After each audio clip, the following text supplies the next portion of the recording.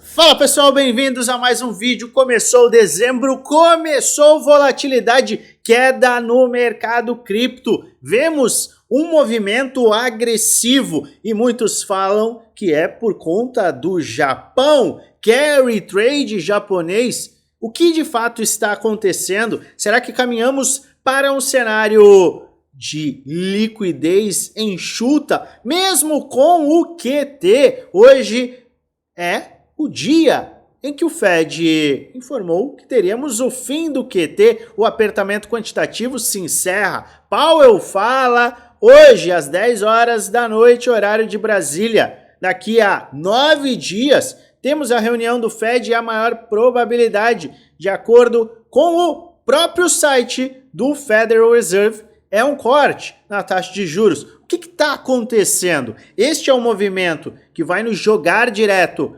para um bear market ou não? Eu quero te mostrar tudo nesse vídeo, então fica até o final, pois eu tenho um conteúdo muito bacana para te apresentar. É claro que mais uma vez eu vou pedir para você se inscreve no canal, ativa o sininho para receber notificações todas as vezes que eu fizer um vídeo novo e aperta o like que ajuda muito o canal a crescer. Pois bem, fechamos o mês de dezembro, na verdade novembro, calma. Fechamos o mês de novembro em um fundo ascendente, maravilha, sustentando assim a estrutura macro de alta, mas não deu nem tempo de respirar. 21 horas horário de Brasília começou um movimento de baixa que já leva o Bitcoin no primeiro dia a uma queda de 6%. Altcoins acompanham. Altcoins estão caindo 4, 2, 5, 8, 10%. Queda também das altcoins. O que está acontecendo? Muitos estão falando que este movimento, logo na abertura dos mercados asiáticos, se dá por conta do carry trade japonês. O que é esse negócio? Carry trade japonês. Vamos explicar o que de fato está acontecendo, se este é o responsável por um movimento como esse ou não. Vamos logo de cara, e eu quero simplificar ao máximo o que é este carry trade. Lembrando que hoje é um dia importante, já que a gente começa dezembro, é o mês final do ano. A gente tem probabilidade de corte de juros 10/12. Algo benéfico, não é verdade? Vamos seguir. Fim do QT, ou seja, fim do apertamento quantitativo. Nós vimos dados do PMI industrial mostrando expansão, PMI ISM contração.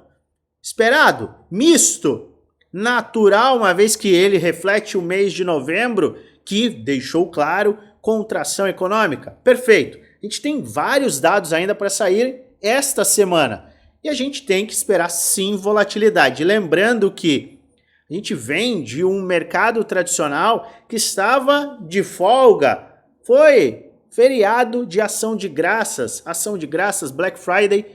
Mercados norte-americanos ficaram paralisados. Perfeito. A gente abre dezembro em queda. Carry trade. O que é este carry trade? O que ele representa? Será que é importante? Será que a gente tem que perder mais os cabelos por conta dele? Vamos lá. Carry trade japonês. O governo japonês manteve juros muito baixos por muito tempo. Com isso, o mercado global começou a usar o Japão como fonte de dinheiro barato. O que os investidores faziam? Iam lá no Japão, pegavam iene emprestado. Convertia esse iene em dólar, em outras moedas, e aplicava em mercados que pagavam juros maiores. Isto aumentou a liquidez do mercado financeiro global, ajudando ativos a subirem, inclusive Nasdaq e as criptomoedas. Ou seja, o Japão virou uma impressora de dinheiro barato no mundo. De que forma? Os juros no Japão estavam bem baixos. Você pega dinheiro praticamente de graça e investe em outro local que vai te pagar juros mais elevados. Maravilha! Você faz isso e gera um círculo vicioso muito lucrativo. Pega dinheiro barato, investe, paga esse dinheiro barato, fica com lucro. faz isso centenas, milhares de vezes com volumes cada vez maiores. Graninha no bolso é realmente imprimir dinheiro. Maravilha! Isso funcionou por muitos e muitos anos. No entanto, a economia japonesa não está mais da forma que estava. Tem uma inflação mais elevada e precisa controlar essa inflação. Como que a gente entende que os bancos centrais controlam a inflação? É isso mesmo, aumentando a taxa de juros. A taxa de juros tende a subir no Japão. E por que que isso é tão perigoso, tão preocupante? Oh, meu Deus do céu! Entenda. A preocupação real vem desta alta dos juros. Se os juros sobem, não vale mais a pena pegar empréstimo no Japão, ou seja, não vale mais tomar dinheiro no Japão porque a taxa de juros aumenta. Isso vai reduzir naturalmente a liquidez global. Por quê? Porque se perde uma fonte de dinheiro barato, reduzindo a liquidez global. E quem estava usando o carry trade pode precisar vender ativos do mundo inteiro para recomprar iene e devolver esses empréstimos. Opa! Então isso é preocupante realmente? O mercado começa a precificar um cenário muito mais difícil em relação à grana, dinheiro barato mesmo.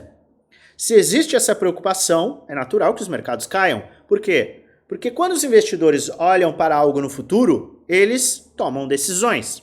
Pense da seguinte forma: se você entende que uma crise está vindo, você não vai se antecipar. Você não vai olhar ali e vai falar, opa, peraí, talvez eu tenha que resolver isso daqui para pagar os empréstimos que eu fiz e eu não vou ter dinheiro barato mais para fazer os meus investimentos.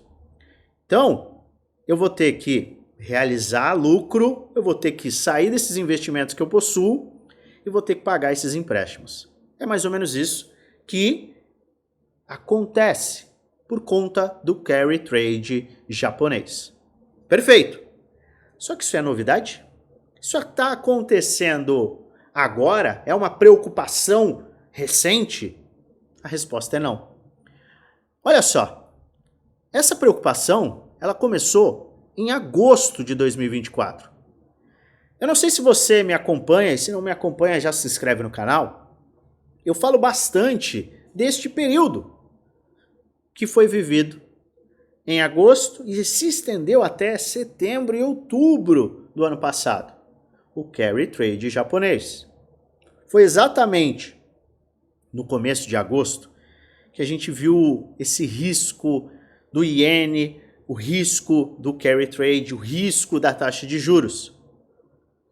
O que nós estamos vendo hoje não é uma novidade. Uma vez que, desde o ano passado, os treasuries, os bonds, de 10 e 20 anos, começaram a subir. Como você pode verificar aqui. Veja, os juros de 10 anos, os juros de 20 anos subindo desde 23, mas numa escalada desde 24. Isto mostra, sim, de forma objetiva, que existe uma preocupação crescente com o aumento da taxa de juros no Japão e o carry trade em si. Mas, se esta preocupação não é nova, não é algo novo, o que nós entendemos por mercado financeiro? Se não existe algo novo, isso já está sendo observado e precificado. O que eu quero te mostrar de fato? Essa narrativa do carry trade, ela não é nova, ela veio daqui. Este foi o período do carry trade de fato. Olha o movimento do Bitcoin. Se eu te lembrar do movimento das altcoins, você vai prestar muito mais atenção e vai fazer muito mais sentido. Nós tivemos, neste período, uma queda, principalmente no dia 3, 4 e 5 de agosto. Uma queda brutal do Bitcoin. A gente teve uma queda que chegou a mais de 20% no Bitcoin, exatamente no pico do temor do carry trade japonês, e as altcoins chegaram a cair 75%. Lembra do dia 10 do 10? Pois é, a gente viveu aquilo em agosto de 2024. O dia 4 e 5 de agosto, sexta e sábado, trouxeram quedas descomunais para as altcoins. Por quê? Se existe um risco, o mercado vai agir contra esse risco. Existe a aversão ao risco.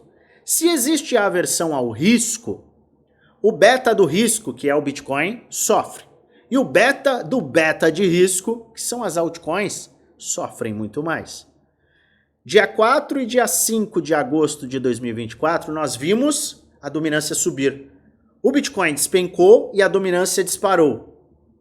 Isso fez com que houvesse um sofrimento relâmpago para as altcoins.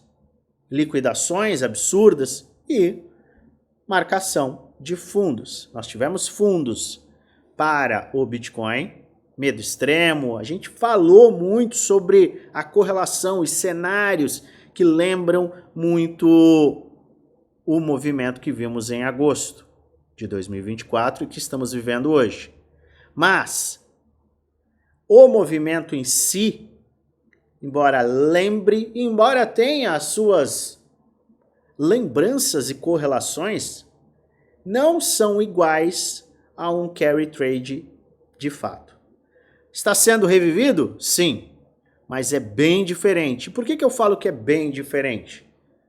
Porque a gente não está vendo a dominância subir de forma agressiva. Pelo menos até segunda ordem, avaliando as últimas horas, avaliando as últimas semanas e analisando o momento atual, nós não vemos a dominância disparando com o Bitcoin caindo. Não.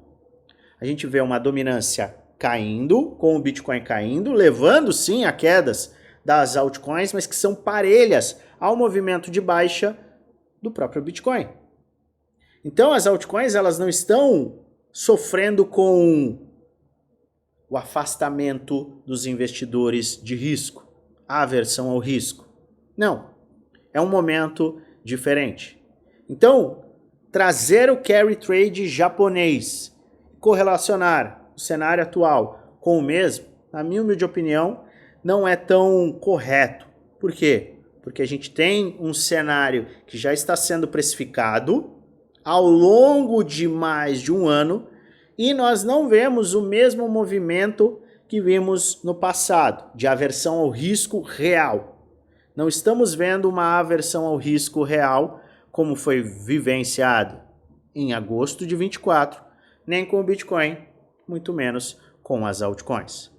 Então olhar para este movimento e colocá-lo como fruto do temor do carry trade, para mim, com base em dados, não é o mais correto. Mas a gente não pode ignorar que este é um movimento de baixa que está acontecendo, não é verdade? E este é um movimento de baixa que está fora da naturalidade? Sendo extremamente sincero, não. O que a gente vem falando? Enquanto a gente não tiver rompimentos inicialmente da faixa de 98 mil dólares, nós nos manteremos no curto prazo em uma estrutura de baixa. Embora no macro, ou seja, no mensal, a gente mantenha a estrutura de alta.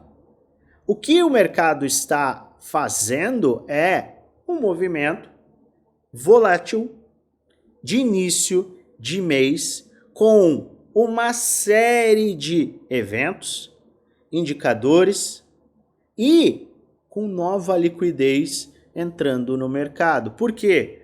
Porque a gente ficou por dias com o mercado tradicional fechado, em um fechamento mensal e reabertura de um novo mês.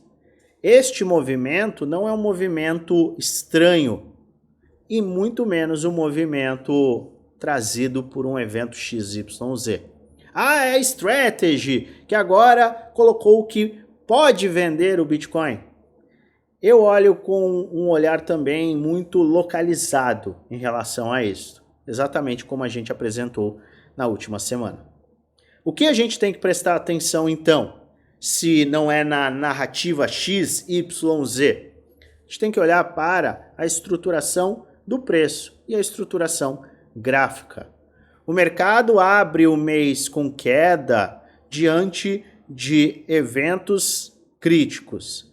Temos que acompanhar 80 mil dólares e para que a estrutura macro de alta, lembre-se, eu sempre faço questão de apresentar a estrutura macro de alta e cenários de invalidação, para ela se manter inalterada, o mês deve sustentar esta faixa, ou deve sustentar o pullback como fundo ascendente. É o que a gente vem trazendo, é o que a gente vem alertando. Mas uma estrutura como essa é indicativo de fim de ciclo? Não. Começo de queda mais brutal? Também não. Nós estamos vendo um movimento no primeiro dia do mês. É um movimento muito forte. Não é um movimento diferente do que vimos no passado. Eu devo lembrar os primeiros dias de outubro. Nos primeiros dias de outubro, nós vimos acelerações. E ninguém estava reclamando ou buscando narrativas que justificassem estes movimentos.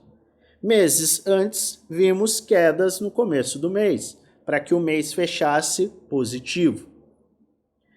Veja, outubro começou positivo e fechou negativo.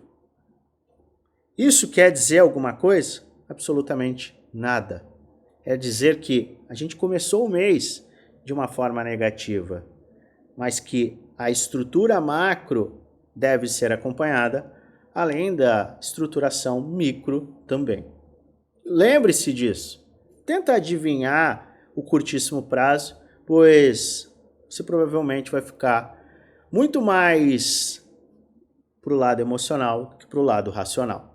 E tem um detalhe, para quem gosta de figura gráfica, nós temos um sanduíche bullish que pode se apresentar no semanal.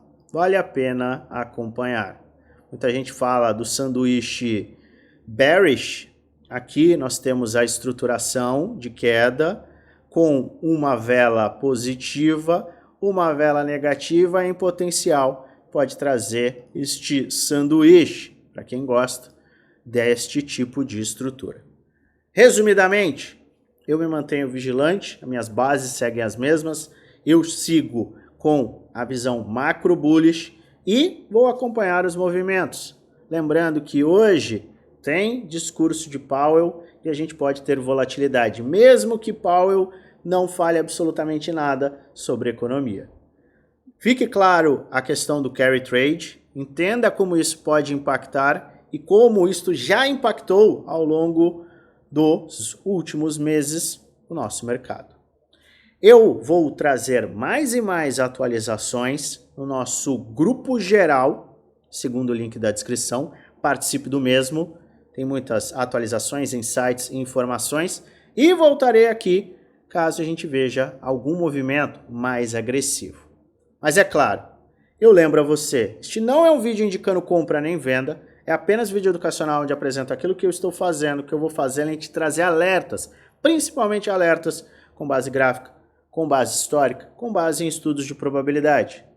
Faz sua própria análise e investe com total responsabilidade, pois no final, o único responsável por investir o seu dinheiro é você. Aproveita para conferir os conteúdos que estão aqui na descrição, aula de caixa infinito, aula de liquidez e saiba que eu desejo a você uma maravilhosa semana de investimentos com muitos lucros no bolso.